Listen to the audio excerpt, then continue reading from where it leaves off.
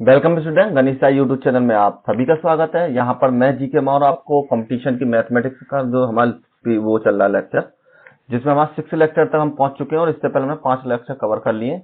तो चलिए स्टार्ट करते हैं। और हमारा जो टॉपिक चल रहा है यहाँ पर परसेंटेज वाले टॉपिक हम सबसे पहले सॉल्व कर रहे हैं और आज हमारा ये टॉपिक फिनिश हो जाएगा। इसके बाद हम न्यू टॉपिक स्टार्ट करेंगे।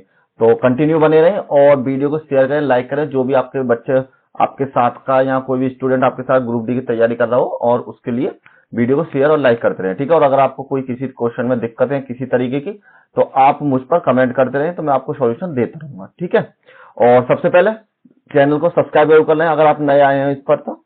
और सभी क्लासेस को और भी जो मैथमेटिक्स क्लासेस है हमारे यहाँ पे स्टार्टेड है, तो उनको देखकर आप सभी को सभी मतलब जो भी आपको जिसके रिलेटेड आपके बच्चे आप जानकारी में हो उनको भेज दें, ठीक है।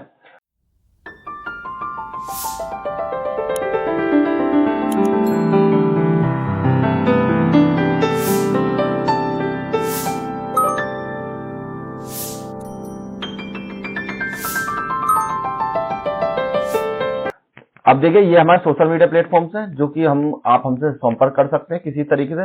गणिसा टेलीग्राम चैनल पर जुड़ सकते हैं, हमारी वेबसाइट बनी हुई है, ऑफिशियल वेबसाइट पर जा सकते हैं। यहाँ पे हमारा टेलीग्राम चैनल है, व्हाट्सएप चैनल है, उस पर भी आप हमसे कांटेक्ट कर सकते हैं। तो चलिए स्टार्ट करते हैं। तो हमारा टॉपिक चल रहा है प्रतिशत, जिसमें हम परसेंटेज क्वेश्चन सॉल्व कर रहे हैं। ये मैंने आपको याद करने के दिए थे, प्रीवियस क्वेश्चन जो हमारी वीडियो हुई थी उसमें मैंने बताया था, तो इनको थोड़ा लर्न कर ले।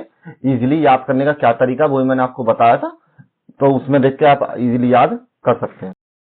तो चलिए देखिए आज हमारा क्वेश्चन नंबर 27, ये आपको क्या दे रखी है। देखिए इनकी पीडीएफ अब आपको टेलीग्राम चैनल पर मिल जाती है, हमारी वेबसाइट से आप वहां से डाउनलोड कर सकते हैं, ठीक है। फ्री ऑफ कॉस्ट दी जाती है, उसका कोई चार्ज नहीं लिया जाता। तो पहला क्वेश्चन है, एक भिन्न के अंश को 20% बढ़ाने पर और हर को 30% कम करने पर के बाद हमें 4/5 मिल गया है, तो मूल भिन्न आपकी क्या होगी। सबसे पहले तो देखो आपकी भिन्न होती क्या है। जो आपकी भिन्न है उनको इंग्लिश में बोलते हैं फ्रैक्शन वैल्यू, जो आपने पढ़ा हो। कभी भी जो आपके भिन्न का फॉर्मेट होता है a/b की फॉर्म में होता है, बट कंडीशन होती है b की वैल्यू नॉट इक्वल टू 0 के बराबर होनी चाहिए। b की वैल्यू कभी भी आपकी 0 नहीं होनी चाहिए, उस फॉर्म में होती है। तो आपके इसको हिंदी में बोलते हैं अंश, और जो नीचे वाला पोर्शन है इसको बोलते हैं आप हर के बराबर, ठीक है। इंग्लिश में इसे नॉमिनेटर और इसको बोलते हैं डिनोमिनेटर। तो किसी तरीके से आप याद कर सकते हैं, इंग्लिश में चाहे इंग्लिश में याद कर सकते हैं और हिंदी में चाहे हिंदी में याद कर सकते हैं। तो देखिए ये कह रहा है किसी भिन्न के अंश में, मतलब after increasing the nominator of the fraction, मतलब ऊपर वाली वैल्यू तो 20% इंक्रीज हो रही है एंड डिक्रीज द डिनोमिनेटर 30%, जो नीचे वाला हर है वो हमारा 30% इंक्रीज हो रहा है। तो हमको इंक्रीज होने के बाद जो हमें भिन्न मिलती है वो 4/5 मिलती है। तो हमको ये बताना जो ओरिजिनल भिन्न थी वो आपकी क्या थी। तो हम आपको देखिए इसको करने का एक ही तरीका है, सिंपल आप एन और वो मान लीजिए भिन्न को। मैंने माना कि आपकी जो भिन्न थी एन और डी थी, मतलब नॉमिनेटर और डिनोमिनेटर। तो देखिए इसमें क्या कह रहा है, सबसे पहले कि पहली वाली फ्रैक्शन है वो आपकी 20% इंक्रीमेंट हो रहा है। तो 20% का मतलब मैंने आपको बताया था 20/100 के बराबर, जिसमें हमने कैंसिल किया तो 1/5 के बराबर। तो जब 1/5 बढ़ रही है तो वो चेंज हो रहा है इसमें 6/5 का, क्योंकि इसमें 1 की वैल्यू इंक्रीज हो रही है। तो मैंने यहां पर क्या किया, इसको कर लिया 6/5 के बराबर। सेकंड में आपकी 30% इंक्रीज हो रही है, तो 30% को हम लिख सकते हैं 3/10 के बराबर। और जिसको आप सॉरी इंक्रीज नहीं डिक्रीज हो रही है यहाँ पर, है नहीं, 10% डिक्रीज हो रही है, तो ये आपकी वैल्यू हो जाएगी 7/10 के बराबर। ये आपके 7 कैसे हो गई, 10 में से इस 3 को माइनस कर लीजिए, तो आपके पास जो एक्चुअल जो इंक्रीमेंट है वो आपके पास पता चल जाएगी 7/10 के बराबर। तो 10 में से हमने 3 माइनस किया तो 7 के बराबर।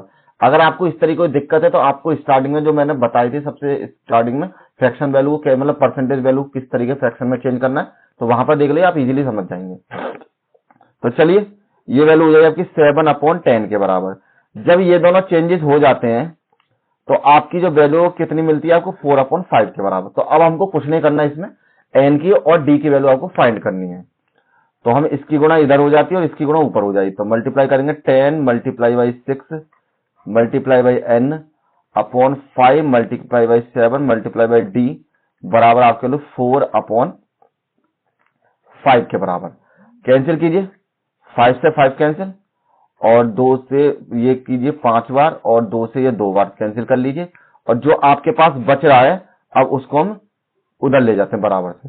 तो आपके पास हो जाएगा एन अपॉन में डी, ये आपका डिवाइड में था तो ये आपका मल्टीप्लाई में आ जाएगा 7, और यहाँ पे आपका 5 बच रहा था और 6 बच रहा था, तो 5 मल्टीप्लाई में 6 यहाँ पर आपकी वैल्यू हो जाएगी। ठीक, तो अगर आप चाहें तो इसको और काट सकते हैं, 2 3 6, तो आपकी वैल्यू यही 7 और ये 3 पंजे 15 के बराबर, जो कि आपके ऑप्शन नंबर बी आपका बिल्कुल करेक्ट है। तो 7/5 जो 15 है वो आपकी करेक्ट आंसर हो जाएगा। सिंपल क्वेश्चन था, कोई इतना टफ नहीं था। चलिए नेक्स्ट करते हैं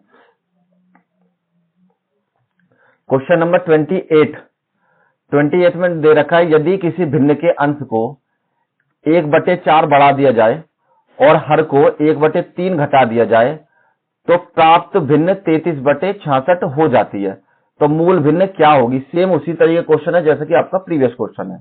तो if the numerator of the fraction of increase by 1/4 and the denominator is decrease by 1/3, तो द न्यू फ्रैक्शन ऑफ 13/64, तो what is the original fraction value, क्या हो जाएगी आपके पास, वो बतानी है। तो देखिए आप इसमें जो केवल चेंज क्या करा है इसने, जो आपकी वैल्यू पीछे आपको परसेंटेज में दे रखी थी वो आपको इस बार ऑलरेडी आपको फ्रैक्शन वैल्यू में दे रखी है, तो हम इसको इजीली चेंज कर लेंगे। हमको पता है कि नॉमिनेटर अपॉन डिनोमिनेटर सबसे पहले बढ़ रहा है 1/4, तो हमारी जो ओरिजिनल भिन्न होगी वो हो जाएगी 5/4 के बराबर, मतलब 5 में 4 में 1 ऐड किया तो 5 और बटे में 4 के बराबर। तो इसको चेंज कर लिया हमने 5/4 के बराबर। सेकंड थी आपकी 1/3 जो कि आपकी डिक्रीज हो रही थी, तो 1/3 जब डिक्रीज करने का रेशो आता है तो हम क्या करते हैं, इसको माइनस कर देते हैं, तो 2/3 के बराबर। तो यहाँ पर आपको 2/3 और जो हमारे पास जो आपको फ्रैक्शन वैल्यू मिलती है वो 33/64 मिल जाती है। तो सेम उसी तरीके से इनकी मल्टीप्लाई कर लेते हैं। तो यहाँ पे 3 गुणा 5 गुणा n बटे में 2 गुणा 4 गुणा आपकी वैल्यू डी के बराबर, और बराबर में आपकी वैल्यू 33/64। तो ये 4 दूनी 8, मतलब 8 8 64, 8 बार तो ये कैंसिल हो जाएंगे और ये आपकी वैल्यू कैंसिल हो जाएगी 11 बार। तो यहां से बचेगा आपका 5 और 5 की मल्टीप्लाई आपकी इधर हो जाएगी। तो यहां पर आपकी वैल्यू हो जाएगी नेक्स्ट में नॉमिनेटर अपॉन डिनोमिनेटर, सबसे ऊपर तो 11 बचेगा और 5 की मल्टीप्लाई जब आप 8 में करेंगे तो 8 पंजे 40, और यही आपकी आंसर हो जाएगा 11/40 के बराबर आपकी वैल्यू हो जाएगी। Next question question number 29। इसमें आपको दे रखा है एक गांव में 60% वयस्क हैं, मतलब पुरुष हैं जो कि वयस्क, और बाकी आपकी महिलाएं दी गई हैं। तो जनसंख्या परिवर्तन के कारण पुरुषों की संख्या में 15% की वृद्धि हुई है और महिलाओं की संख्या में 10% की वृद्धि हुई है। तो हमारे जो पुरुष हैं उनमें तो इंक्रीमेंट 15% हुआ है और जो हमारी महिला उनमें 10% का इंक्रीमेंट हुआ है। तो गांव की आबादी कितने प्रतिशत की वृद्धि हुई है, तो टोटल हमारी जो जनसंख्या बढ़ी है, मतलब पॉपुलेशन में चेंजेस हुए वो कितने परसेंट हुए ये हमको बताना है। तो in a village 60% of the adult were males और and the rest were females. तो due to the demographic changes the number of the males increase by 15% and the number of females increase by 10%। तो find the percentage increase by the population in of the village का, आपकी जो village की जो population है वो कितनी बढ़ गई। तो देखिए सबसे पहले आपसे कह रहा था 60% तो मेल है, तो मैंने क्या करा, मेल की वैल्यू मान ली 60%। नेक्स्ट में आपसे कह रहा है बाकी महिलाएं, तो फीमेल जो हो गए हमारे पास जब 60 है तो टोटल हमारे पास 100% होता है, तो जिसमें से 40% आपके पास क्या हो गई, फीमेल्स हो गई। अब नेक्स्ट में आपसे कह रखा है कि 50% तो आपके मेल इंक्रीज हो जाते हैं, तो आप इसमें 50% इंक्रीज कर दिए 15%। तो देखिए 16 का जब 50% निकालेंगे तो 6% हो जाएगी, 10 मतलब 10% 6 की वैल्यू प्लस में 3, तो आपकी वैल्यू है 69 के बराबर। अगर आप इस तरीके से नहीं निकलना चाहते तो इस तरीके निकाल 16 मल्टीप्लाई बाय 15 अपॉन में आपकी जो वैल्यू हो जाएगी 100 के बराबर हो जाते, 0 से 0 कैंसिल, यहाँ पर आपकी वैल्यू 5 3 15, 5 दूनी 10 और 2 से 3 बार, तो 3 3 9 आपके इंक्रीज हो जाएंगे। तो आपके पास पहले 60% थे, 9 और इंक्रीज हो गए, तो आपके पास वैल्यू कितनी होगी 69% के बराबर। ठीक है, और इसी तरीके से यहां पर आपके कितने थे 40, 10% और इंक्रीज कर लीजिए। तो हमने जब इसका 10% और इंक्रीज कर लिए यहाँ पर वैल्यू प्लस में 10%, तो ये इसका जो 10% है वो आपके पास हो जाए सीधा सीधा 44 के बराबर। अब हमारे पास जो पहले जो जनसंख्या थी वो कितनी थी, 100% थी हमारे पास। तो अब जो नई जनसंख्या हो जाएगी वो कितनी हो जाएगी, 113% के बराबर, मतलब 113%। तो आपने देखा पहले 100 थी, 100 पर वैल्यू कितने की चेंज हो गई, 13 पे। तो हमारा जो टोटल इंक्रीमेंट हो गया वो 13% आपका चेंज होगा। यही हमारा आंसर हो जाएगा। सिंपल प्रोसेस यही है, और इसी तरीके से करेंगे तो आप इजीली कर सकते हैं। इसमें आपको किसी तरीके की फ्रैक्शन वैल्यू बदलने की जरूरत नहीं है। अगर आप चाहें तो इनको किसी भी एक्चुअल वैल्यू में रखकर भी आप कर सकते हैं। ठीक है, आएगा आंसर सेम इसी तरीके से। नेक्स्ट क्वेश्चन करते हैं। देखिए सेम टू सेम क्वेश्चन इसी तरीके का, ये आपका स्कूल वाला। आपको देखा है एक स्कूल में 55% छात्र थे और बाकी की 45% छात्राएं थी। ठीक है, अगले वर्ष की छात्राओं की संख्या 20% और छात्राओं की संख्या में 30% की वृद्धि हुई। बताइए कि स्कूल की जनसंख्या में कितने प्रतिशत की वृद्धि हो गई। तो इस बार जो आपके जो बॉयज हैं उसमें तो इंक्रीमेंट हो रहा है 20% का, और जो आपके बॉयज हैं उनमें इंक्रीमेंट हो रहा है आपका 30% का। तो इंग्लिश में in a school 55% of the students are the boys and the remaining 45% are the girls. Next year the numbers of the boys increase by the 20% and the number of girls increase by the 30%। तो what is the percentage increase in the total school population. तो then हमारे पास आपको दे रखा है जो boys है, boys they रखे हैं आपके पास 55%, जो आपके पास गर्ल्स है वो दे रखी है आपके पास कितने परसेंट के बराबर, 45% के बराबर। तो आपको इंक्रीमेंट करना है, इसमें तो 20% ऐड करना है। तो इसमें तो आपको 20% ऐड कर लीजिए। तो 20% करने के लिए 5.5 और 5.5, तो मतलब हो गया आपके पास 0 बल्कि में 11% आपके यहां पर इंक्रीमेंट हो जाएगा। देखिए मैं किस तरीके से निकाल रहा हूं इसको, जैसे कि आपके पास 55 है, तो 55 पर जब आप 10% निकालोगे तो आपकी जो वैल्यू 5.5 के बराबर हो जाएगी। ठीक है, चाहो तो आप इसको 10 से डिवाइड कर लीजिए, सीधा 10% वैल्यू आपको मिल जाएगी। तो हमने 11 जोड़े यहां पर, तो 55 और प्लस में 11 तो 6, तो ये आपकी वैल्यू है 66 के बराबर। ठीक है, नेक्स्ट में आपको कितने परसेंट, 30% इंक्रीमेंट इसमें करना है।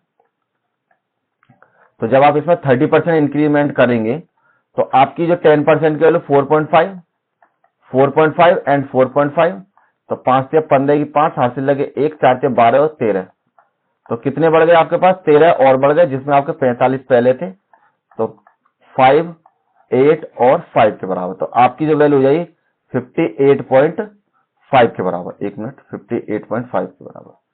ये आपकी जो चेंजेस वैल्यू हो जाएंगी 58.5 के बराबर। तो टोटल जो चेंज हो जाए, देखिए पहले कितना था हमारे पास 100%, दोनों को ऐड कर लीजिए। अब आप इन दोनों को ऐड कर लीजिए, तो 66 और 58.5 को जब आप ऐड करेंगे तो यहाँ पर 5, यहाँ पर 14/1 और यहाँ पर आपकी वैल्यू हो जाएगी 2 के बराबर। तो आपकी जो वैल्यू है यहाँ पर 12 के बराबर। तो आपकी वैल्यू हो जाएगी बराबर में 24.5 के बराबर। तो पहले वैल्यू आपकी 100% थी, अब आपकी वैल्यू इतने की। तो आपके जो टोटल चेंजेस हो गए 24.5%। हमारा ऑप्शन नंबर बी बिल्कुल करेक्ट हो जाएगा। सिंपल था, इसी तरीके से कीजिए। इस तरीके कोई क्वेश्चन आए तो कुछ भी करने की जरूरत नहीं, सिंपल जो भी आपको परसेंटेज दे रखे उसी पर इंक्रीमेंट कर लीजिए। अगर आप अलग से करेंगे तो थोड़ा टफ हो जाएगा, तो इसी पर इंक्रीमेंट कीजिए और वही चेंजेस हो जाएंगे, और हर वैल्यू को 100 पर निकालिए तो आंसर आपको मिल जाएगा। चलिए next question, question number 13। Question number 31 में आपसे दे रखा है कि एक्स का वेतन वाई के वेतन का आधा है यदि एक्स को अपने वेतन का 50% की वृद्धि हो जाए और वाई में अपने वेतन की 25% वृद्धि हो जाए, तो दोनों के कुल वेतनों में कितनी वृद्धि होगी, ये आपको फाइंड करना है। X salary is the half that of Y if x got 50% rise in his salary and y got the 25% rise in his salary, so then percentage increase of the combined salary of both is, तो दोनों की salary में क्या changes होगा वो आपको बताना है। तो सबसे पहले तो आपको देखिए ये पता करनी है, जो आपका x का वेतन है y के वेतन का आधा है, तो आप कुछ ही मान लीजिए। सबसे पहले तो आपके पास जो y की वैल्यू वो इंक्रीमेंट है और x की वैल्यू छोटी है, मतलब y की वैल्यू बड़ी होगी और x की वैल्यू आपके पास छोटी हो जाएगी। तो मैंने मान लिया कि अगर x की वैल्यू 100 थी तो y की वैल्यू कितनी हो जाएगी, 200 है, क्योंकि आधी है। ये अगर 100 का हम आधा करते हैं तो वो, सॉरी 200 का आधा करते हैं तो वो 100 के बराबर। तो मतलब अगर बाई को अगर 100 रुपए मिलते हैं बाई को, तो एक्स को 50 रुपए मिलेंगे। तो इसी तरीके से हमने क्या करा, आप चाहो तो ये जो उन्हें 200 माने तो इसी तरीके माने, जो भी आपका मन करे उस तरीके से आप निकाल लिए। मैंने इसलिए मान लिया क्योंकि इस पर इंक्रीमेंट करना परसेंटेज सिंपल हो जाएगा, बस केवल इसलिए। अब आपको क्या करना है, एक्स की सैलरी पे तो 50% का इंक्रीमेंट करना है।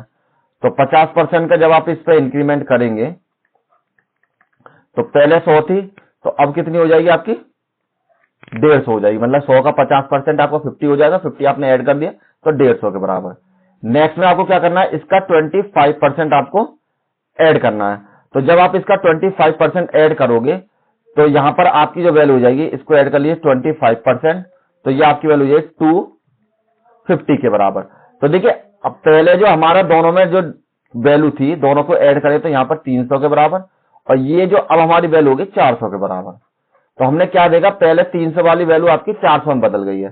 तो कहना मतलब परसेंटेज निकालेंगे हम, 400 में से 300 घटाइए तो हमारा जो चेंज हुआ 100 का हुआ। कितने पर हुआ, 300 पर, और गुणा वैल्यू 100 के बराबर। तो 100 पर परसेंटेज निकाल दीजिए, 0 से 0, 100 डिवाइड बाई 3, और जिसका डिवाइड आता है आपका 33.33% के बराबर। तो ऑप्शन नंबर जो बी है वो आपका बिल्कुल करेक्ट हो जाएगा। चलिए नेक्स्ट क्वेश्चन। अब देखिए नेक्स्ट क्वेश्चन सेम उसी तरीके से, थोड़ा सा चेंजेस है। आपको दे रखा है ए का वेतन बी के वेतन का 2/3 है। यदि ए के वेतन में 40% और बी के वेतन में 30% की वृद्धि होती है तो दोनों के कुल वेतन में कितने प्रतिशत की वृद्धि होगी, ये आपको पता करना है। जिसमें इंग्लिश में हम पढ़ें इसको तो ये दे रखा है A's salary is 2/3 of the B salary if A salary is increased by the 2/3 and B salary is increased by the 30%, तो then what the percentage increase in the their total salary. तो आपको इसमें यह बताना है कि जैसे ए का जो वेतन है बी का, उसमें तो आपको आधा दे रखा था, इसमें केवल आपने क्या चेंज कर दिया है, इसमें आपको जो वेतन दे रखा है वो 2/3 दे रखा है। तो उसके हिसाब से क्या चेंजेस होंगे आपकी सैलरी में वो आपको पता करना है। तो सबसे पहले हमको ए की और जो बी की जो सैलरी है वो हमें पता होनी चाहिए, और उस हिसाब से हम इसको चेंज कर लेते हैं। तो हमने माना ये ए की सैलरी, ये हमारे पास बी की सैलरी, तो ए की सैलरी का जो आधा है वो बी के बराबर है। तो आप इन्हीं सैलरी को किस तरीके डिवाइड करिए, मतलब आप किसी तरीके से मान लीजिए, जैसे 2/3 है तो आप बी की सैलरी को 3 मानिए और ए की सैलरी को आप 2 मान सकते हैं। तो आप मानिए ए की वैल्यू मैंने मान ली 2 और बी की वैल्यू मान ली मैंने 3 के बराबर, ठीक है। तो देखिए 1, 2 की और 3 की जो परसेंटेज निकालनी है वो थोड़ी टफ हो जाए, तो इसलिए मैंने इस तरीके से कर लिया है। और देखिए अगर आपको 2 और 3 ऐसे समझ में नहीं तो आप ऐसे ही कर सकते हैं, जैसे आपने क्वेश्चन में दे रखा है कि ए का वेतन बी के वेतन का 2/3 है, तो हमें क्या हो जाए 2/3 मल्टीप्लाई बाई ए की वैल्यू बराबर हो जाए बी के बराबर। तो हमारे पास 2a बराबर हो जाए 3b के बराबर। तो ये v की वैल्यू ले लीजिए आप, a की वैल्यू, इस तरीके से कर लीजिए, कोई दिक्कत नहीं। तो आपको क्या करना है, इस पर 40% इंक्रीमेंट करना है और इस पर करना है आपको 30%। तो इनका परसेंटेज निकालना थोड़ा मुश्किल है, तो मैं क्या करता हूं, इस वैल्यू को 200 बना लेता हूं, इस वैल्यू को 300 बना लेता हूं। आपका मन करे 20 और 30, आप उसको भी बना लीजिए, कोई दिक्कत नहीं है। तो जब हमने इसका 40% इंक्रीमेंट किया तो ये आपकी वैल्यू हो जाएगी 100 पे 40 बढ़ी तो 200 पे 80 बढ़ जाएगी। तो ये आपकी वैल्यू है 280 के बराबर। मतलब 100 पे बढ़ गए आपके 40% का, मतलब 100 पे 40 पे बढ़ गए, और फिर 100 हो गया तो उस पर फिर 40 पे बढ़ गए, तो टोटल हमारी वैल्यू बढ़ गई 280 के बराबर। अब इससे बढ़ाना 30%, तो आपका क्या बढ़ेगी, 1 पर 3 वैल्यू बढ़ेगी। तो जब 1 पर 30 मतलब 30 बढ़ेगी तो हमारी 30% में कितनी बढ़ेगी, 90 वैल्यू। तो ये आपके लिए 390 के बराबर। पुरानी वैल्यू हमारी पास कितनी थी, 500, और अब हमारे पास जो नई वैल्यू हो गई ये हमारे पास हो गई 670 के बराबर। ठीक, दोनों को ऐड कर लिया तो हमारा जो टोटल इंक्रीमेंट हुआ 170 का हो गया। तो हमारे जो इंक्रीमेंट होगा 170 का, कितने में से, 500 में से, और गुणा 100 के बराबर। तो इस वैल्यू से मैंने ये कैंसिल करिए, 5 से इसको काट दीजिए, 5 या 15 और 5 चौक 20, तो 34% आपका एक्चुअल आंसर आ जाएगा। बहुत सिंपल क्वेश्चन हो गया, ठीक है। चलिए नेक्स्ट क्वेश्चन करते हैं। अब देखिए नेक्स्ट क्वेश्चन में आपको दे रखा है किसी का, देखिए इस तरह के क्वेश्चन काफी बार एग्जाम में पूछे जाते हैं और इंपोर्टेंट क्वेश्चन और बहुत ही सिंपल क्वेश्चन होते हैं, जब आप इनको करेंगे तो आप इजीली इनको कर सकते हैं। जैसे आपको देगा किसी कमरे की लंबाई, चौड़ाई और ऊंचाई क्रम से 3:2:1 के अनुपात में है। अगर लंबाई व चौड़ाई में 20% कम कर दिया जाए और ऊंचाई में 30% बढ़ा दिया जाए तो कमरे की दीवार के क्षेत्रफल में प्रतिशत परिवर्तन क्या होगा, ये आपको बताना है। तो इसके लिए आपको क्या करना है, देखिए the length and breadth of the height of a room are in the 3:2:3 if the length or breadth are decreased by the 20% and the height increased by the 30%, तो what was the percentage changes in the four wall of the room में। तो आपको क्या changes देखिए, सबसे पहले तो बात है जब इंक्रीमेंट और डिक्रीमेंट होता है तो आपको ये पता करना है कि कितना बढ़ेगा। तो इसके लिए आपको सबसे ज्यादा इंपॉर्टेंट है कि आपको इसका एरिया पता होना चाहिए। क्षेत्रफल निकालते कैसे हैं इसको, तो वो आपको फॉर्मूला पता होना चाहिए। तो आपका जो ये बनता है ये क्यूबिक बनता है आपका कमरा जो होता है, और उसके लिए मैं आपको फॉर्मूला बता देता हूं। आपका जो एरिया निकालोगे आप इसको निकालोगे 2L प्लस के बी और मल्टीप्लाई में H के बराबर, ये आपका फॉर्मूला हो गया।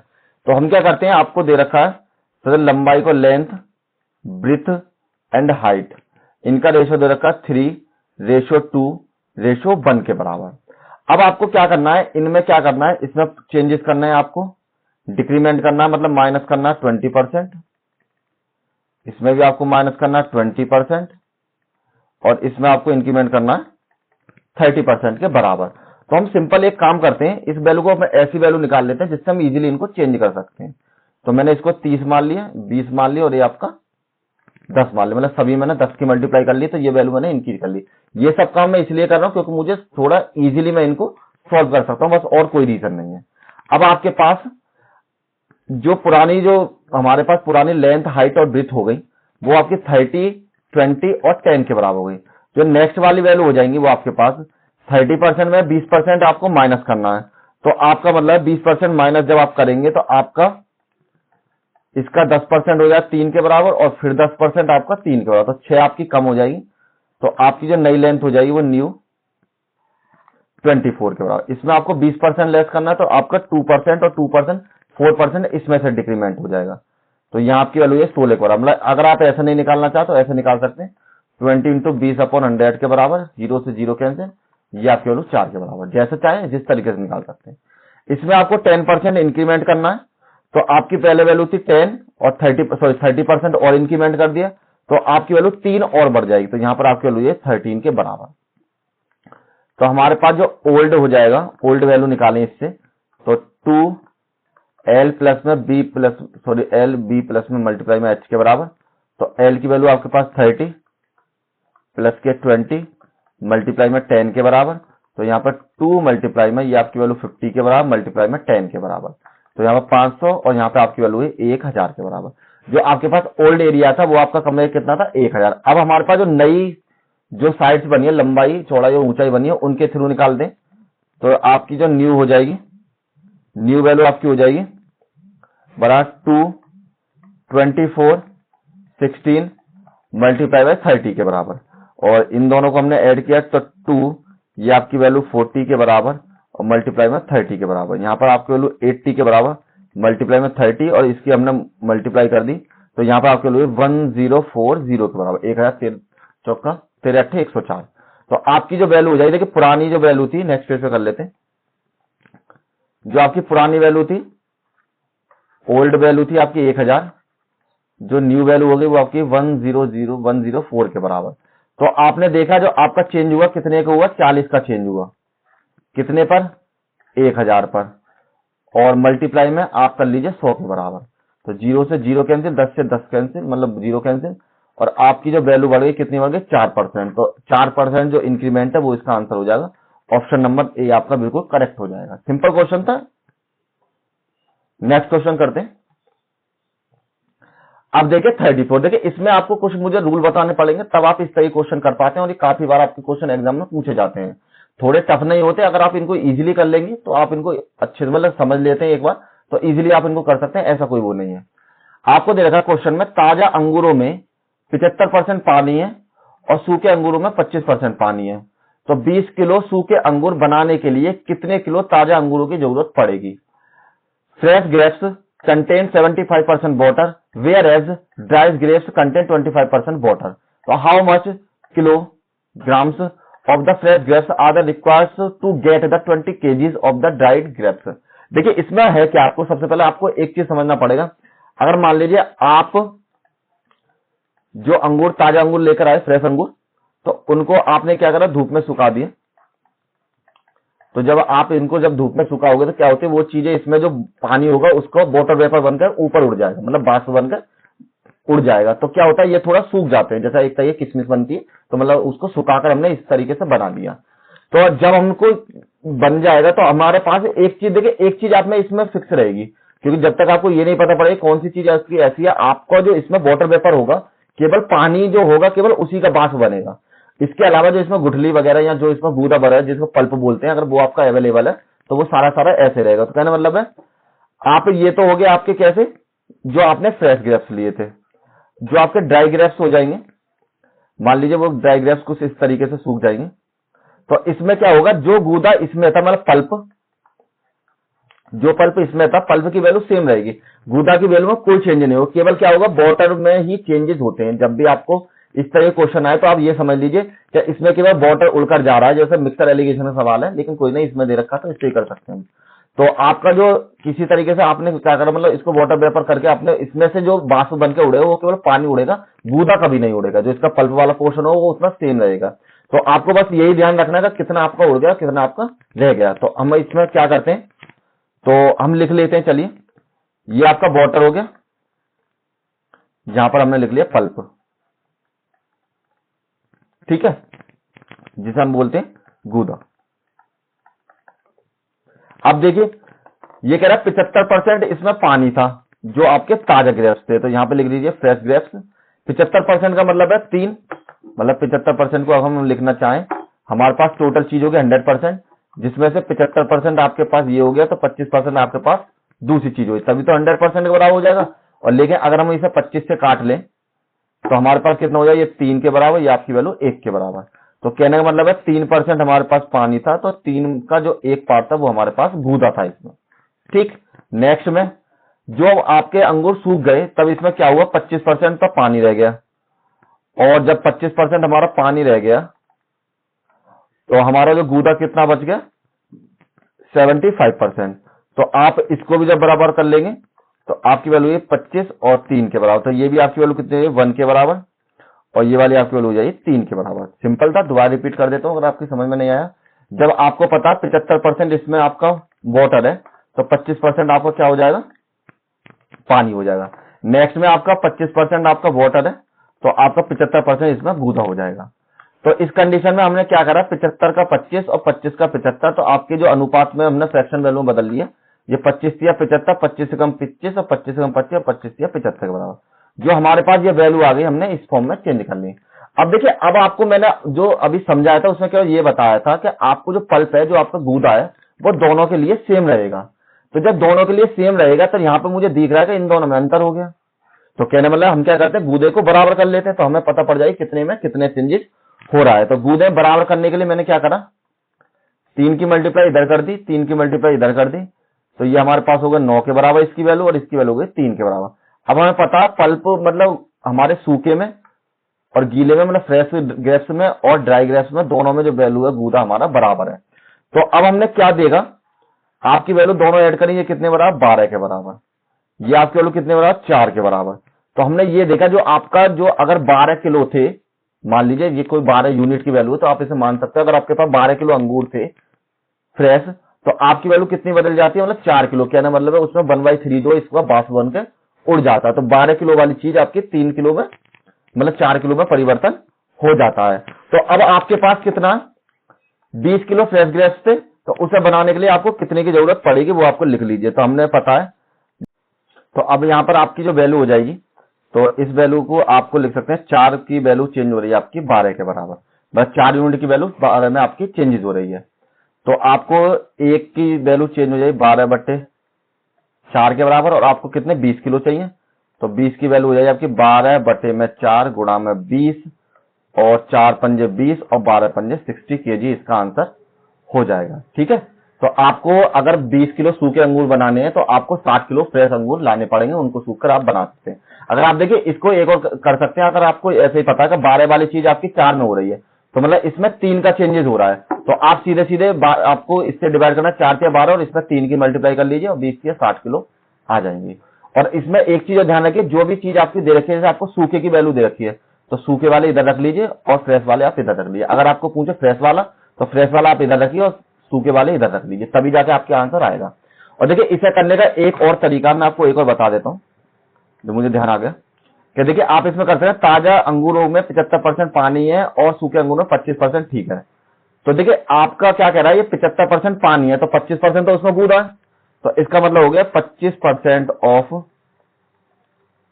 फ्रेश ग्रेप्स की जो वैल्यू है बराबर हो गई 75% ऑफ ड्राई ग्रेप्स के बराबर। मतलब 75 जो आपके 25% जो आपका गूदा है वो 75% आपके गूदा के बराबर वैल्यू हो जाएगी। ये मेरा चेंजेस हो गया इसमें। तो आपको जिसकी वैल्यू दे रखी है, आपको ड्राई फ्रूट दे रखे तो ड्राई वाले आप इधर रख लीजिए। तो यहां पर आपकी वैल्यू जब निकालेंगे आप 25/100 गुणा फ्रेश ग्रेप्स 75/100 गुणा ड्राई ग्रेप्स आपको कितने देंगे 20 के बराबर।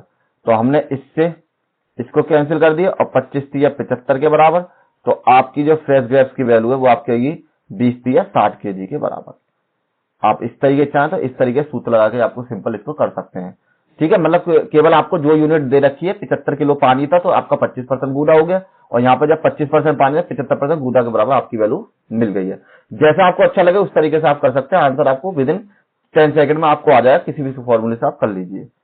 चलिए नेक्स्ट क्वेश्चन।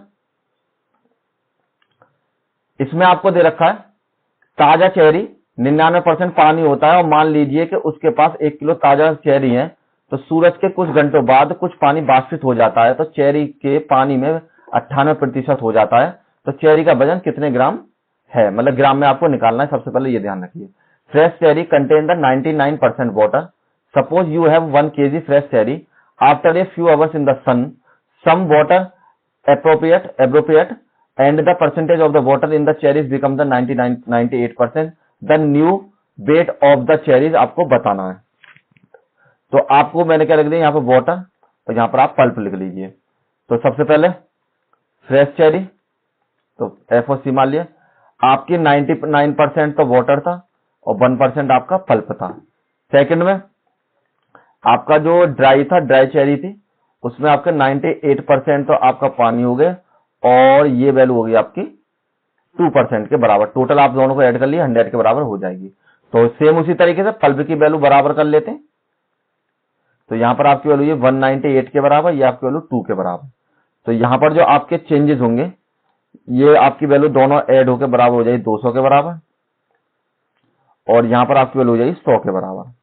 तो हमने देखा 200 किलो अगर हम फ्रेश लेते हैं तो आपकी वैल्यू ड्राई में कितनी जाएगी 100 के बराबर। तो इस बार आपको ताजा दे रखे, तो हमको ताजा दे रखे तो हम 200 बराबर इधर लिख लेते हैं। 200 बराबर आपकी वैल्यू 100 के, और 1 बराबर आपकी वैल्यू 200/200 के बराबर। आपको चाहिए 1 kg, तो 1 kg में जो आपके होते हैं 1000 ग्राम हो जाते हैं। तो आपको 1000 की वैल्यू निकालनी है, तो 1000 की जो वैल्यू जाएगी 100 डिवाइड बाई 200 मल्टीप्लाई में 1000 के बराबर। तो इससे 5 बार और ये आपकी वैल्यू 500 ग्राम आपकी वैल्यू हो जाएगी। तो ऑप्शन नंबर जो डी है वो आपका बिल्कुल करेक्ट हो जाएगा, 500 ग्राम। और उस तरीके चाहे जो मैंने आपको पुराना तरीका बताया उस तरीके से कर लिए तब भी आपका आंसर बिल्कुल सेम आएगा। उसको प्रैक्टिस आप खुद करेंगे। Next question, question number 36, same to same उसी तरीके क्वेश्चन है, कोई नया चेंजेस नहीं है।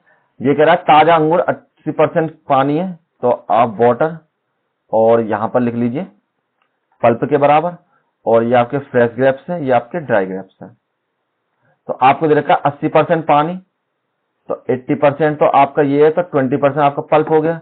नेक्स्ट में आपका 10% पानी रह जाता है, तो आपका 90% पल्प के बराबर हो जाता है। अब आपको जो नेक्स्ट में जो आपकी वैल्यू है, ये आपसे कह रहा है कि अगर 250 ग्राम सूखे अंगूर बनाने के लिए तो आपको क्या करना पड़ेगा, इसमें पल्प को बराबर करना पड़ेगा। तो देखिए बराबर करने के लिए हम सबसे पहले एक काम करते हैं, इस वैल्यू को थोड़ी छोटी कर लेते हैं। 10 से मैंने 20 से डिवाइड किया तो ये 4 बार हो जाएगी आपकी वैल्यू, 20 चौक 80, ये 1 के बराबर। और ये आपकी वैल्यू 1 के बराबर, ये आपकी वैल्यू 9 के बराबर। तो कहने मतलब हम इसको लिख सकते हैं, दोबारा से लिख देता हूं, 4 की वैल्यू 1 में चेंजेस और 1 की यूनिट की चेंज आपका 9 में। तो हम क्या करेंगे अब इसमें, ये आपके फ्रेश हो गए, ये आपके डाइग्राफ्स हो गए। तो पल्प बराबर करते हैं, तो 4 की मल्टीप्लाई कर ली, यहाँ पर आपकी 16 के बराबर और ये आपकी वैल्यू 4 के बराबर। तो ये आपकी जो वैल्यू जो होगी कितने बराबर हो जाएगी, सॉरी बराबर हमको 9 करने हैं, ये आपको 4 नहीं, क्योंकि आपको ये बराबर करने तो आप 9 की मल्टीप्लाई कीजिए दोनों में। तो यहाँ पर जब आप मल्टीप्लाई करेंगे, क्योंकि 9 बराबर करने, तो 9 की मल्टीप्लाई इधर, 9 की मल्टीप्लाई इधर, 9 चौक 36 और यहाँ पर आपके 9 के बराबर, 36 और 9 कितने हो गए आपके 45 के बराबर।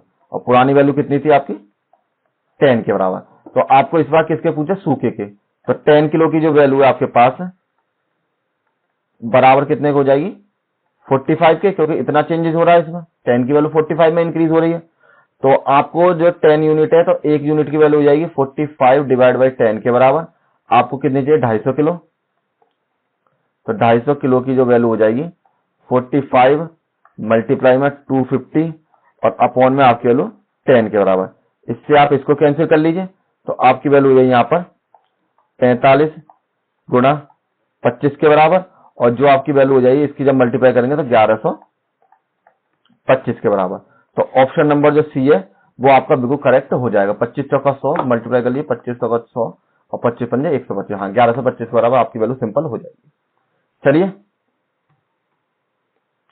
तो देखिए ये क्लास हमें यही समाप्त होती है, और नेक्स्ट जो हमें आपको सिंपल इंटरेस्ट पढ़ाने वाले हूं, तो सिंपल इंटरेस्ट के लिए बने रहे और वीडियो शेयर करें, लाइक करें और चैनल को सब्सक्राइब जरूर करें जबकि आप नए हैं तो। और टेलीग्राम पे इसकी वीडियो मिल जाएगी, तो 24 घंटे के अंदर अपडेटेड हो जाती है, उसको डाउनलोड करें। थैंक यू और अभी मिलते हैं नेक्स्ट वीडियो में।